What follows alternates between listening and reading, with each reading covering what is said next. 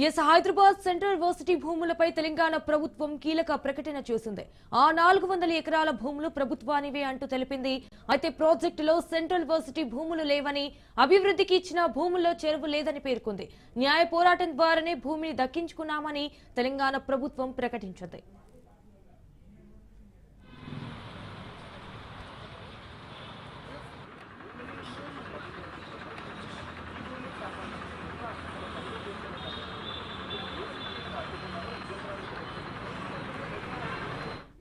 Hyderabad central varsity భూములపై తెలంగాణ ప్రభుత్వం కీలక ప్రకటన చేసింది. ఆ 400 ఎకరాల భూములు ప్రభుత్వానివే అంటూ తెలిపింది. అయితే ప్రాజెక్టులో సెంట్రల్ వర్సిటీ భూములు లేవని, అభివృద్ధికి ఇచ్చిన భూముల్లో చెరువు లేదని కూడా పేర్కొంది. ఇటు న్యాయ పోరాటం ద్వారానే భూమిని దక్కించుకున్నామని తెలంగాణ ప్రభుత్వం ప్రకటించింది.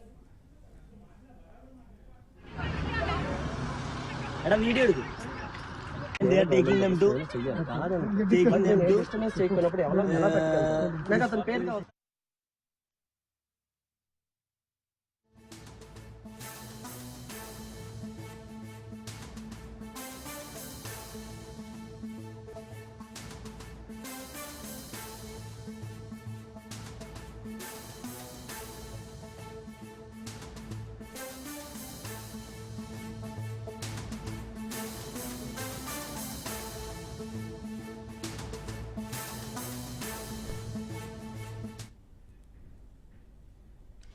హెచ్సియు భూముల ఘటనపై తీవ్ర స్థాయిలో స్పందించారు కేంద్ర మంత్రి బండి సంజయ్. 400 ఎకరాలని అమ్మి మీరు రాష్ట్రాన్ని పాలిస్తారా అంటూ కూడా కాంగ్రెస్ ప్రభుత్వంపై ధ్వజమెత్తారు. హెచ్సియుకు సంబంధించిన అంశం చూసిన తర్వాత బాధపడని తెలంగాణ ప్రజలు లేరని తెలిపారు.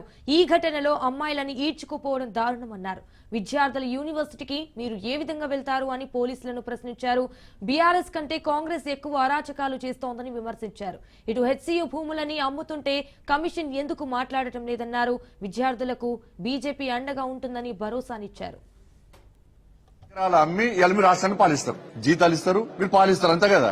ఎస్సీయూ భూములు అమ్మకుంటే పాలించే స్థితిలో లేదు తెలంగాణ రాష్ట్ర తెలంగాణలో కాంగ్రెస్ పార్టీ ప్రభుత్వం.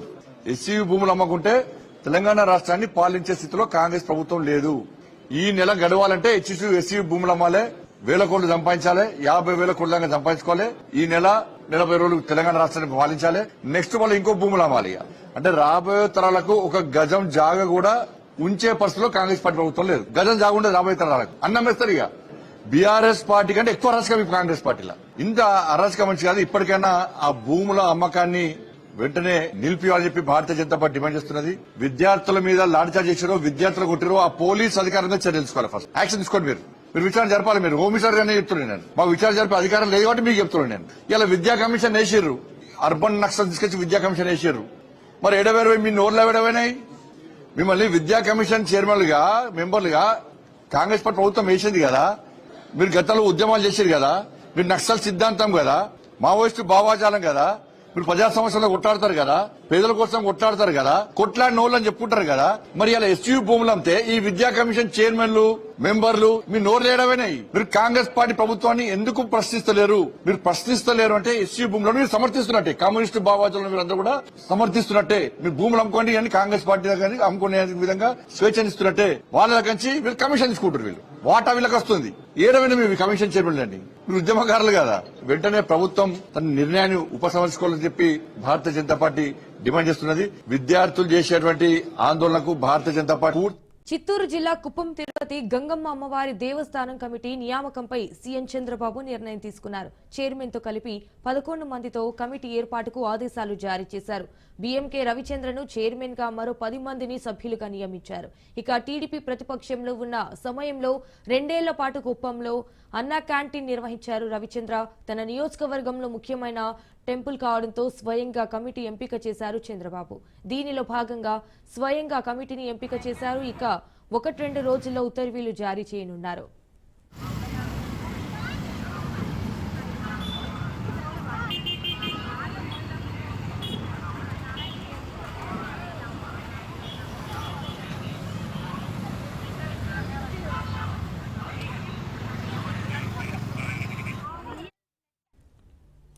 ఇక ఏపీ ఆర్థికాభివృద్ధిలో విశాఖ గుండెకాయ అన్నారు మంత్రి లోకేష్. విశాఖ బీచ్ రోడ్డులో తాజ్ వరుణ్ గ్రూప్ ఆధ్వర్యంలో వరుణ్ బే శాండ్స్ పేరిట నూతనంగా నిర్మించతలపెట్టిన కొత్త అత్యాధునిక హోటల్ ఆఫీస్ టవర్కు లోకేష్ తల్లి భువనేశ్వరితో కలిసి భూమి పూజ చేశారు. ఈ సందర్భంగా గత పాలకులు విధ్వంసక విధానాలతో ఏపీ పారిశ్రామిక వ్యాపార వాతావరణానికి అపారమైన నష్టాన్ని కలిగించారన్నారు. అప్పటి ప్రభుత్వ అస్తవ్యస్త విధానాలతో ఎంతో మంది పెట్టుబడిదారులు పొరుగు రాష్ట్రాలకు తరలి వెళ్లారు. ప్రధాన ప్రాజెక్టులన్నీ నిలిచిపోయాయి. గత ప్రభుత్వ తిరోగమన విధానాలు ఆర్థిక స్తబ్దతకు దారి తీశాయని చెప్పారు.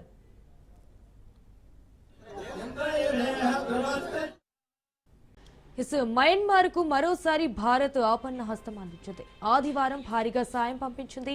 శుక్రవారం మయన్మార్ లో భారీ భూకంపం సంభవించగా శనివారం ప్రధాని మోడీ ఆదేశాల మేరకు భారీ సహాయాన్ని పంపించారు. ఆదివారం కూడా 30 టన్నుల విపత్తు సహాయాన్ని పంపించేశారు. ఇక వివిధ రకాల ఆహార వస్తువులతో పాటు వైద్య సామాగ్రిని యాంగోన్ కు పంపించారు.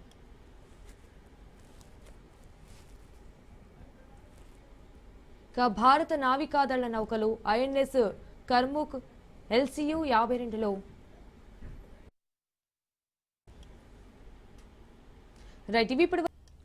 ఉస్మానియా యూనివర్సిటీలో ప్రభుత్వం విధించిన నిర్బంధ ఆంక్షలను వెంటనే ఎత్తివేయాలి. మావోయిస్టు తెలంగాణ రాష్ట్ర అధికార ప్రతినిధి జగన్ పేరుతో లేఖ ప్రజా వ్యతిరేక దళారి నిరంకుశ బూర్జువా అనుకూల నిషేధపు ఆంక్షలను ఎత్తివేసే వరకు విద్యార్థులంతా ఐక్యంగా పోరాడండి అంటూ ప్రకటన చేశారు.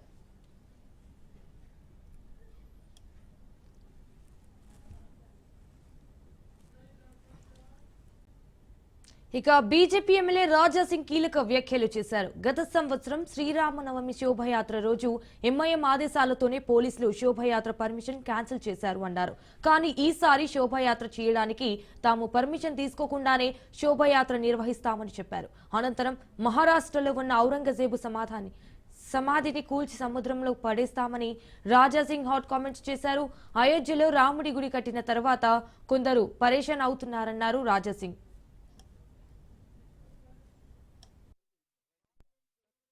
శ్రీరామనవమి శోభయాత్రలో పాల్గొనికి వస్తున్నారు. కానీ ఈ శోభయాత్ర అంటే ప్రతి సంవత్సరం చాలా శాంతిపూర్వకంగా మన శోభయాత్ర మనం తీస్తున్నాం. ఎక్కడ కూడా చిన్న కొట్లాట కాకుండా మనం శోభయాత్రని తీస్తున్నాం. కానీ పోయే సంవత్సరం కూడా లాస్ట్ మూమెంట్ లో పోలీస్ అధికారులు మా పర్మిషన్ క్యాన్సిల్ చేసినారు.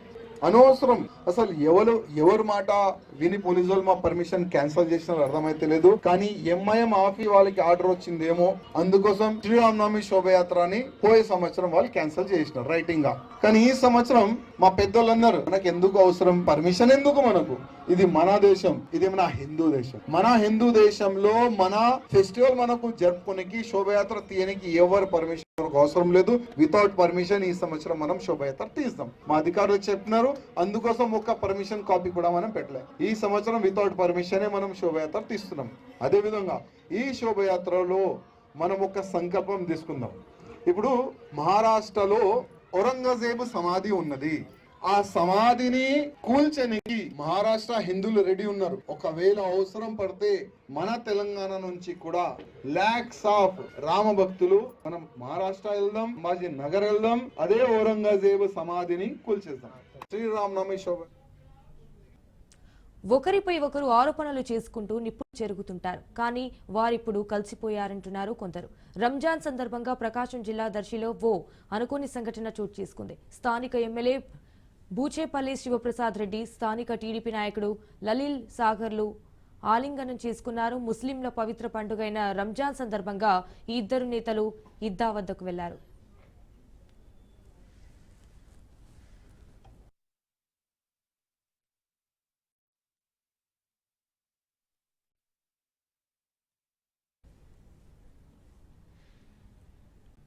ఇక ఖమ్మం జిల్లా వేంసూరు మండలం కల్లూరుగూడెంలో ఆయిల్ ఫామ్ ఫ్యాక్టరీ నిర్మాణానికి మంత్రి తుమ్మల శంకుస్థాపన చేశారు. ఫేజ్ 1 నిధుల కింద 2 కోట్లతో ఆయిల్ ఫామ్ ఫ్యాక్టరీ నిర్మాణం చేపడుతున్నారు.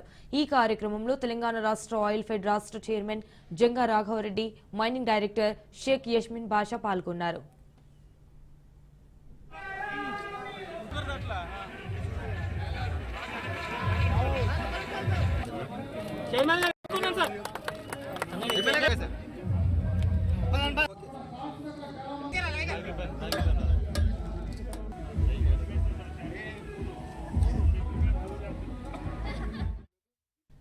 బీజేపీ ఆఫీసులో రాష్ట్ర స్థాయి సమావేశం జరిగింది. గత ప్రభుత్వం అభివృద్ధికి అవకాశం ఇవ్వలేదన్నారు. 5 ఏళ్లు తీవ్ర నష్టం జరిగిందని, ప్రశ్నించిన వారిపై అట్రాసిటీ కేసులు పెట్టారని విమర్శించారు.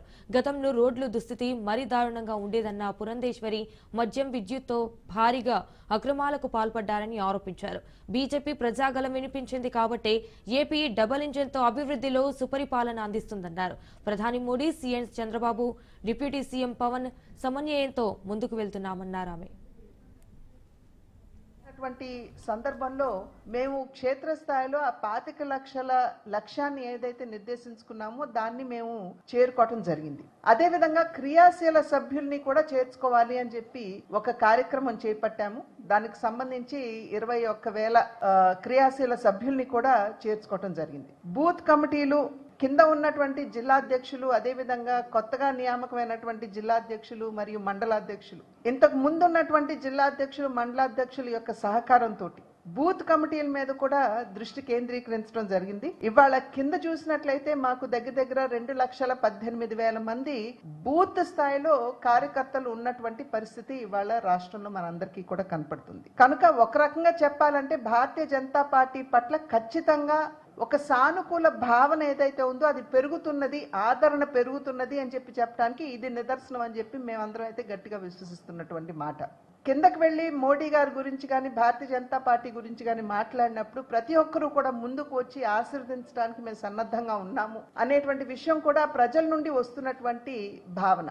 ఇవాళ 3 పర్యాయాలు కేంద్రంలో భారతీయ జనతా పార్టీ అధికారంలోకి వచ్చింది అని అంటే అది ప్రజల్లో ఉన్నటువంటి ఆ సానుకూల భావన ఏదైతే ఉందో అదే ఆశీర్వాదంగా మారి, ఆదరణగా మారి 3వ పర్యాయం కూడా నరేంద్ర మోడీ గారి నాయకత్వంలో మరి ఎన్డీఏ కూటమి అక్కడ కేంద్రంలో అధికారంలోకి వచ్చినటువంటి పరిస్థితి మనం అందరం కూడా గమనించాం. కొమరంభీం జిల్లా ఆసిఫాబాద్ లో ముస్లింలు రంజాన్ వేడుకలను ఘనంగా నిర్వహించారు. ఈద్గా వద్ద ముస్లింలు ప్రత్యేక ప్రార్థనలు చేశారు. ఎమ్మెల్యే కోవలక్ష్మి ఈద్గా వద్ద ముస్లింలకు శుభాకాంక్షలు తెలిపారు. ఇక ప్రార్థనల అనంతరం ముస్లింలు చేతికి నల్ల రిబ్బన్లు ధరించి శాంతియుతంగా నిరసన తెలిపారు. పార్లమెంటులో వక్ఫ్ బోర్డు బిల్లులను పెట్టడం వల్ల ముస్లింలకు తీవ్ర అన్యాయం జరుగుతోందని ఆవేదన వ్యక్తం చేశారు. ఏంటంటే మన ఇండియాలో ఒక 4 పెద్ద బోర్డులు ఉన్నాయి. దాంట్లో ఒక హిందూ బోర్డు ఉన్నది, ఒక క్రిస్టియన్లకు సంబంధించిన ఒక బోర్డు ఉన్నది, మళ్ళీ ఇంకోటి ఏంటంటే మన గురుద్వారా ఒక బోర్డు ఉన్నది, ముస్లిం వక్ఫ్ బోర్డు ఒకటి ఉన్నది. ఇప్పుడు అందరికీ సమానంగా హక్కులు ఉంటాయి. ఇప్పుడు ఒక ప్రభుత్వం అయినదే ఇది ఇండిపెండెంట్గా ఉన్న బోర్డులు, ప్రభుత్వం దీంట్లో జోక్యం చేసుకోరాదు. కాకపోతే ఈ 3 బోర్డులు విడిచిపెట్టి ప్రత్యేకంగా ఒక వక్ఫ్ బోర్డు మీద అమెండ్మెంట్ చేసుడు ఇది 1995లో అమలైంది. అప్పటి నుంచి చిత్తూరు జిల్లా కుప్పం నియోజకవర్గంలో రంజాన్ వేడుకలను ముస్లింలు ఘనంగా నిర్వహించారు. కుప్పం పట్టణంలో రంజాన్ ప్రార్థనలలో RTC vice chairman Muniratnam, TDP నేతలు పాల్గొన్నారు. ముస్లింలకు మునిరత్నం రంజాన్ శుభాకాంక్షలు తెలియజేశారు. ఇక రాష్ట్ర ప్రభుత్వం ముస్లింల అభివృద్ధికి అనేక కార్యక్రమాలను రూపొందిస్తుందని మునిరత్నం అన్నారు. చాలా పెద్ద ఈద్గా కొత్తపేటలో ఉన్నటువంటి ఈద్గాలో ఈరోజు పవిత్రమైనటువంటి రంజాన్ రోజు మా ఈద్ ముబారక్ చెప్పడానికి మా ముఖ్యమంత్రి వర్యులు నారా చంద్రబాబు నాయుడు గారు వారి కుటుంబం తరఫున అందరి తరఫున ఇక్కడ మా తెలుగుదేశం పార్టీ నాయకులు అందరూ కూడా వచ్చారు. హెచ్సీయూ తెలంగాణకే తలమానికమన్నారు ఎంపీ ఈటెల రాజేందర్. రేవంత్ రెడ్డి ప్రభుత్వం హెచ్సీయూ భూములు అమ్మి అప్పులు కట్టాలని చూస్తోందన్నారు. కాంక్రీట్ జంగిల్ గా మార్చుతున్నారని, 15 నెలలుగా రేవంత్ రెడ్డి ప్రతి నిర్ణయం తిరోగమనం దిశగా ప్రయత్నిస్తుందన్నారు. ఇక హెచ్సీయూ విద్యార్థులపై పోలీసుల దాడిని ఖండిస్తున్నామన్నారు. హెచ్సీయూ భూముల వేలాన్ని ప్రభుత్వం ఆపాలన్నారు. అవసరమైతే ప్రత్యక్ష చర్యకు పూనుకుంటామన్నారు. కొన్ని వేల మంది నిష్ఠాతులను తీర్చిదిద్దిందన్నారు MP Etela Rajender. Hyderabad central university ఈ రాష్ట్రానికి ఒక తలమానికమైనటువంటి విశ్వవిద్యాలయం. కొన్ని వేల మంది విద్యార్థులు ఇప్పటికే అనేక రంగాల్లో నిష్ణాతులై ఈ హైదరాబాద్ కి మంచి పేరు వచ్చింది. రేవంత్ రెడ్డి గారి ప్రభుత్వం హైదరాబాద్ సెంట్రల్ విశ్వవిద్యాలయపు భూముల్ని అమ్మి అప్పులు కట్టాలన్నటువంటి నీచమైన ప్రయత్నం ఏది జరుగుతూ ఉందో, అక్కడ స్టాఫ్ కానీ అక్కడ విద్యార్థులు కానీ మీకు ఇవే దొరికినాయా? ఒకవైపేమో రోజుకు శ్మశాన వాటికలకు కూడా జాగాలు లేకపోతారు, మరోవైపు కనీసం పార్కులకు జాగాలు లేకుండా కాంక్రీట్ జంగల్గా మారుతున్నటువంటి ఈ రోజులలో ఈ విశ్వవిద్యాలయ భూములను కూడా తెగ నమ్ముకోవడం అనేటువంటిది ఇది ఏ సమాజం కూడా హర్షించదు. మరి రేవంత్ రెడ్డి గారు ఎందుకు ఇలాంటి ఆలోచన చేస్తుండో అర్థం కావట్లేదు. కానీ 15 నెలల కాలం నుంచి చూస్తున్నాం, ప్రతి నిర్ణయం ప్రజా కంటకమైన ప్రజా వ్యతిరేకమైన ఆలోచన తప్ప, తిరోగమనపు చర్యలు తప్ప ఏ ఒక్కటి కూడా ప్రోగ్రెసివ్ ఆలోచన లేదు. నిన్న విశ్వవిద్యాలయపు విద్యార్థుల మీద జరిగిన దాడిని తీవ్రంగా ఖండిస్తున్నాం. ఇవాళ విద్యార్థులు కేవలం విద్యార్థులుగా ఉండరు, తప్పకుండా మేమందరం కూడా రేపు వారికి సంఘీభావం చెప్పడమే కాకుండా అవసరమైతే ప్రత్యక్ష చర్యకు పూనుకుంటామని చెప్పి ప్రభుత్వాన్ని హెచ్చరిస్తా ఉన్నా. విశ్వవిద్యాలయ భూములు అమ్మకూడదని చెప్పి నేను ఈ సందర్భంగా డిమాండ్ చేస్తున్నా. ఇక ప్రభుత్వ టీచర్ విశిష్ట సేవలను గుర్తించి సన్మానించారు మంత్రి టీజీ భరత్. కర్నూలు జిల్లా పత్తికొండ మండలం జేఎం తండ గ్రామంలో ప్రభుత్వ ప్రాథమిక పాఠశాలలో విధులు నిర్వహిస్తుంది టీచర్ కళ్యాణి కుమారి. ఉగాది వేడుకలలో భాగంగా వివిధ ప్రభుత్వం శాఖలలో విశిష్ట సేవలు అందించిన వారిని సన్మానించింది. ఈ సందర్భంగా విద్యార్థుల విద్యా ప్రమాణాలను పెంచుతున్న టీచర్ కళ్యాణి కుమారి సేవలను గుర్తించింది ప్రభుత్వం. కళ్యాణి కుమారిని సన్మానించి సీల్డ్ ప్రశంసాపత్రంను మంత్రి టీజీ భరత్ కలెక్టర్ రంజిత్ బాజా అందజేశారు.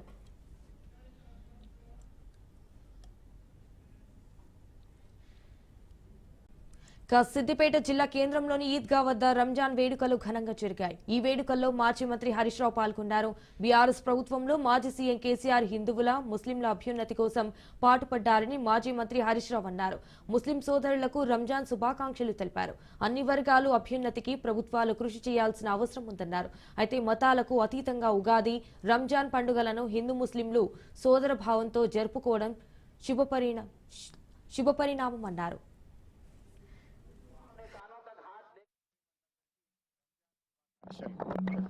తెలంగాణ రాష్ట్రంలో ముఖ్యంగా గత 10 ఏళ్ల కేసీఆర్ పాలనలో మైనార్టీల అభ్యున్నతి కోసం, హిందువుల అభ్యున్నతికి ఏ రకంగా అయితే పాటుపడ్డారో మైనార్టీల అభ్యున్నతి కోసం కూడా బీఆర్ఎస్ ప్రభుత్వం గత 10 ఏళ్లు కృషి చేసింది. మరి అదే విధంగా రాబోయే రోజుల్లో కూడా మతాలు, కులాల ప్రాతిపదికన కాకుండా పేదరికం ప్రాతిపదికన అన్ని వర్గాల ప్రజలు కూడా పైకొచ్చే విధంగా మరి ప్రభుత్వాలు కృషి చేయాల్సినటువంటి అవసరం ఉంది.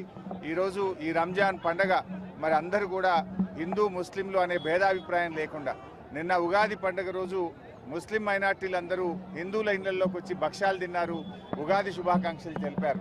అదేవిధంగా మైనార్టీల పండుగ సందర్భంగా ఈరోజు రంజాన్ పండుగ ఈదుల్ ఫితర్ సందర్భంగా హిందూ హెచ్సియు వద్ద విద్యార్థుల ఆందోళన కొనసాగుతోంది.